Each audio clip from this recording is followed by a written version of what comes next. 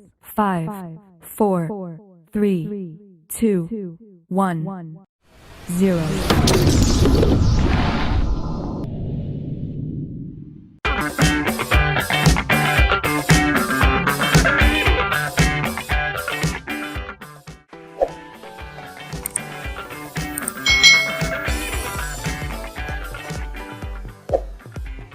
Hai, selamat datang di channel YouTube Kak Citra.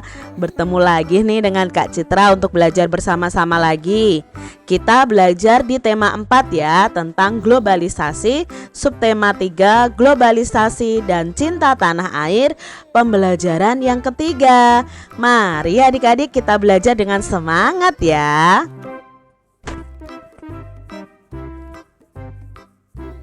Pencak silat adalah warisan budaya Nusantara yang telah mendunia. Ayo kita tunjukkan rasa cinta tanah air kita dengan mempelajari pencak silat. Nah, pada pembelajaran sebelumnya kita sudah belajar tentang gerakan pencak silat ya adik-adik ya. Dari gerakan langkah, lalu gerakan pukulan, tendangan, tangkisan seperti itu. Kamu telah mempelajari 4 gerak dasar dalam pencak silat.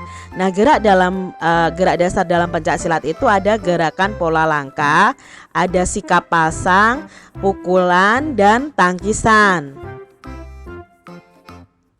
Sekarang kita akan pelajari lebih dalam lagi tentang sikap pasang. Nah adik-adik, sikap pasang adalah suatu sikap siaga untuk melakukan pembelaan atau serangan yang berpola dan dilakukan pada awal serta akhir rangkaian gerakan. Nah, sikap pasang ini mempunyai unsur-unsur sebagai berikut. Ada sikap kuda-kuda, sikap tubuh, sikap tangan. Nah, sikap pasang merupakan hal yang penting loh dalam permainan dan pertandingan pencak silat. Sikap pasang itu terdiri atas sikap pasang atas, sikap pasang tengah, sikap pasang bawah. Nah, ini adalah contoh sikap pasang atas adik-adik.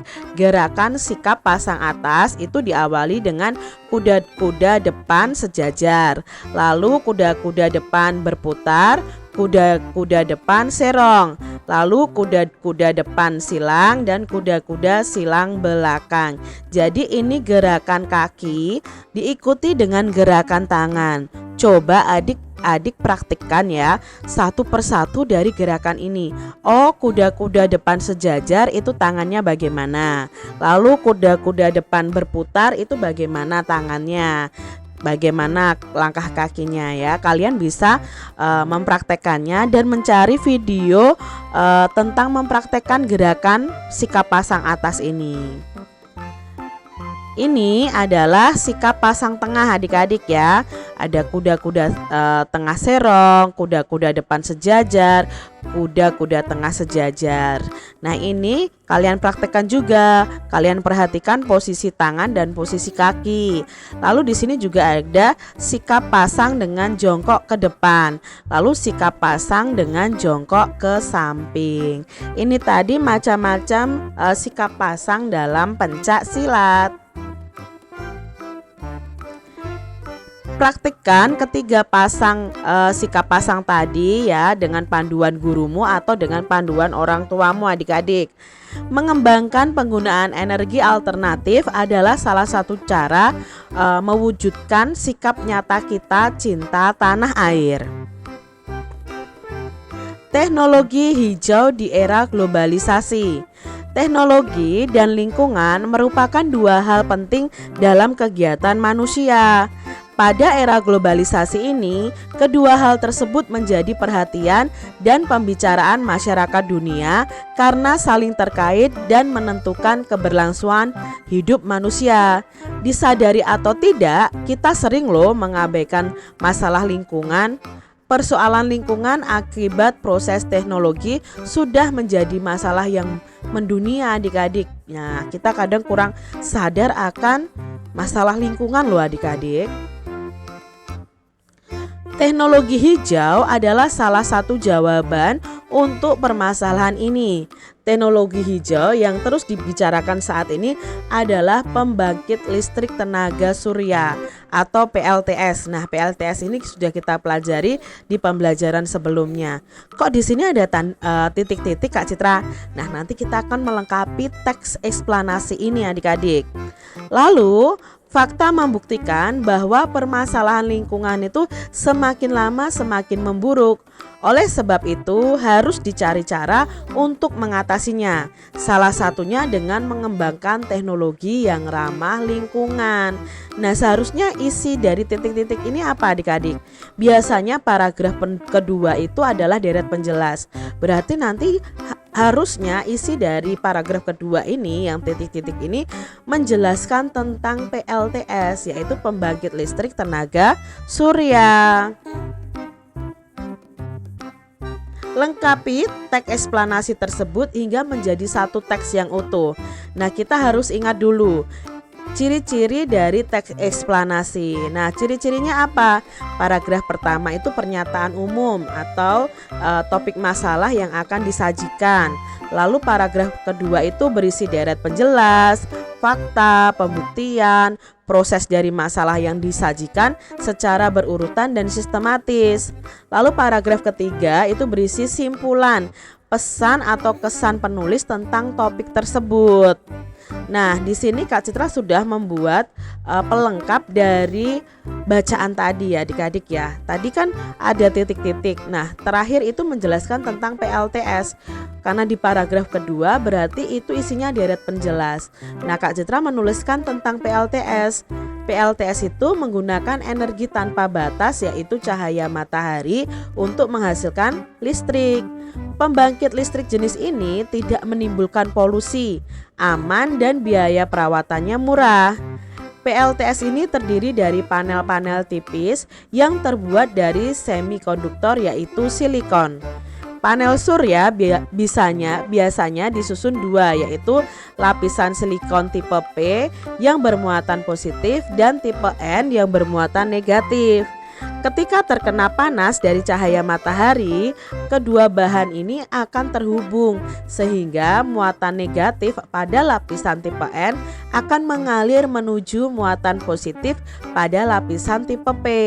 Hal ini yang kemudian membentuk medan listrik. Nah, pada sistem PLTS ini terdapat controller, baterai atau aki, inverter agar dapat digunakan untuk mengoperasikan peralatan elektronik.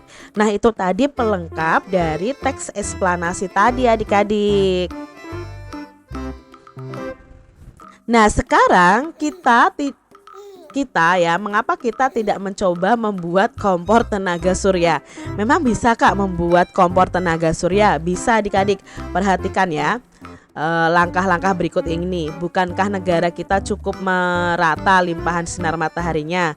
Meskipun tidak bisa menggantikan sepenuhnya energi minyak dan gas bumi, setidaknya kita bisa menghemat dan mengurangi konsumsi minyak atau gas dengan membuat kompor tenaga surya adik-adik. Nah, inilah kompor sederhana tenaga surya.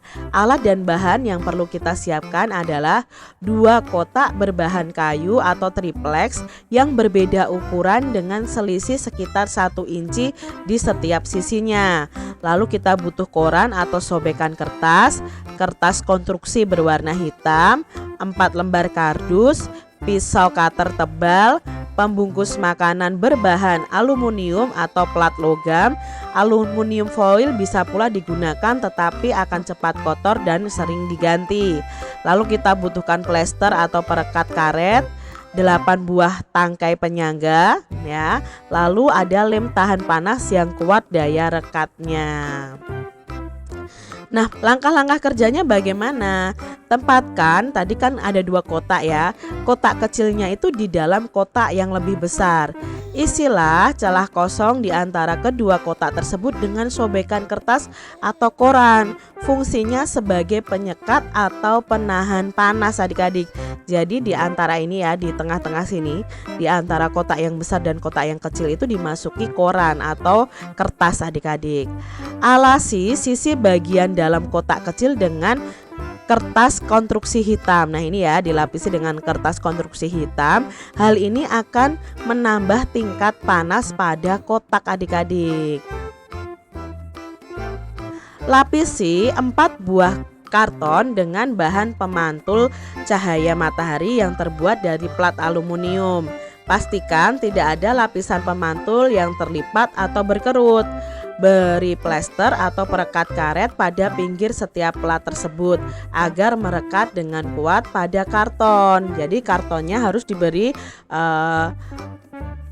plat aluminium adik-adik ya, seperti ini plat aluminium. Nah ini 4 kartonnya seperti ini nanti, jangan sampai berkerut.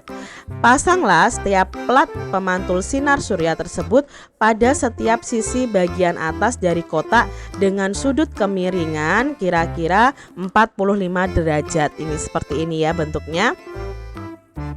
Lalu langkah berikutnya adalah gunakan tangkai penyangga di bagian setiap pelat pemantul agar posisinya stabil. Pastikan semua bagian sudah terpasang kuat dan tahan terhadap terpaan angin. Lalu kalian bisa menaruh panci makanan dalam kotak. Tempatkan oven tenaga surya ini di tempat yang terpapar cahaya matahari langsung di waktu terik siang hari. Otomatis ini sudah menjadi kompor atau oven tenaga surya adik-adik. Kalian bisa mempraktekannya ya kalau mempunyai alat dan bahannya. Demikian tadi adik-adik pembahasan kita di tema 4 subtema 3 pembelajaran yang ketiga. Semoga video ini bermanfaat ya untuk adik-adik semuanya. Dan sampai jumpa lagi di video pembelajaran Kak Citra selanjutnya. Tuhan memberkati. Jangan lupa tekan tombol subscribe, lalu tekan loncengnya, tekan juga tombol like, lalu share ke media sosial kalian. Jangan lupa untuk ikuti media sosial Kak Citra. Terima kasih.